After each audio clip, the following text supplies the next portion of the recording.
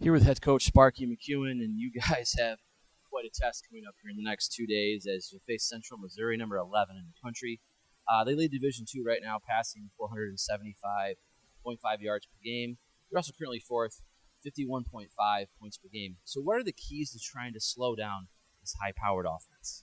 That's always the biggest problem whenever you're facing a scheme, of this nature. And, unfortunately for us, we don't have anyone in our conference that plays this way. And so this will be the first time that we face something, like this. The only thing you can do is try to mimic it in practice and get into somewhat of your 2-minute drill. But the difference is they do it the entire game. So we'll have our challenges, but at the same time, our kids feel like, through our conditioning through the off season and how we prepared this summer, we have an understanding of what we need to do.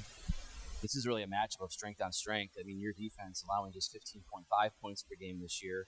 What areas are you pleased about? Where do you think you guys can improve on defense? Well, it always starts on defense up front. We feel like we've got a group of guys that do a very solid job of putting pressure on the passer and also, being stable in the run. Our secondary is a pretty solid secondary. We're still getting better back there, and we're relatively healthy. We lost one guy in the Thomas Moore game, but other than that, we feel pretty healthy back there. And the challenge is going to be, making sure that the front end and the back end matches up when it comes to a pass, offense of this type. Bowie State had a huge edge in the time of possession on Saturday. So, how was the defense able to step up in those big moments when they were probably fatigued? Well, they did. That was one of the very first times that we were in a game where, I think it was almost 40. It was 2-1 in, time of possession. They made plays when they're supposed to make plays. We cut our penalties in half, and that was very important to me. But at the same time, they had some big penalties that extended the chains. So we got to continue to get better in the penalty area of the game, and then scheme-wise, when there's chances to make plays and get off the field, we've got to get off the field. One of the highly anticipated games in the history of DU coming up on Saturday. Does it feel a little bit different on campus this week? Is there a different kind of vibe? Well, we always talk about every game being a big game, but anytime you have the Harlan Hill Trophy winner, which is the equivalent of the Heisman Trophy player coming to your campus, that's always exciting.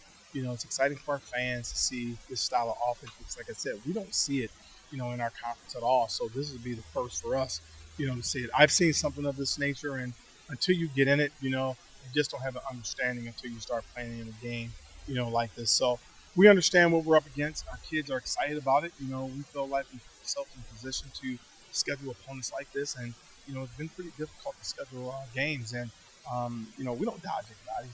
Our guys understand that this is a Region 3 game, and there's a lot of individuals that have picked Central Missouri to win a national title. So it's an honor and a privilege for our guys to go out and see how our scheme, and how our talent stacks up against what's considered the best in the country.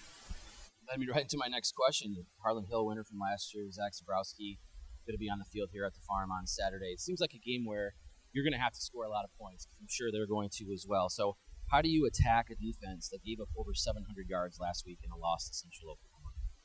Well, going in, there were some logistical things there we felt like that played, a part in some of the yardage that was given up in that situation there.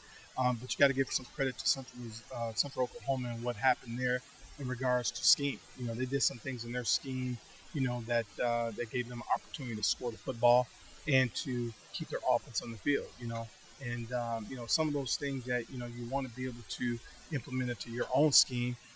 But I just don't know if we have that type of scheme, because we're more of a run-based offense. Central Oklahoma did a great job in the passing game, so we're still a work in progress. But our guys, we definitely got to limit the mistakes. We got to get off the run game.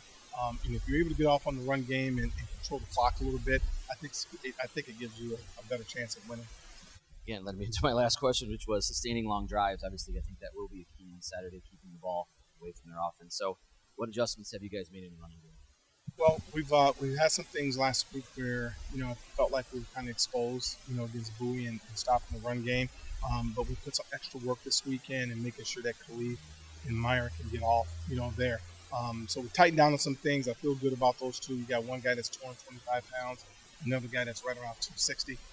If we can get the ball to those guys and move, the sticks a little bit, I think that can really help our defense as we go because, their offense is used to being in the field. on a lot of plays. And so it's going to be one of those games, man. As we go, we'll have a better feel and understanding of how we need to play. Good luck on Saturday. Go Panthers.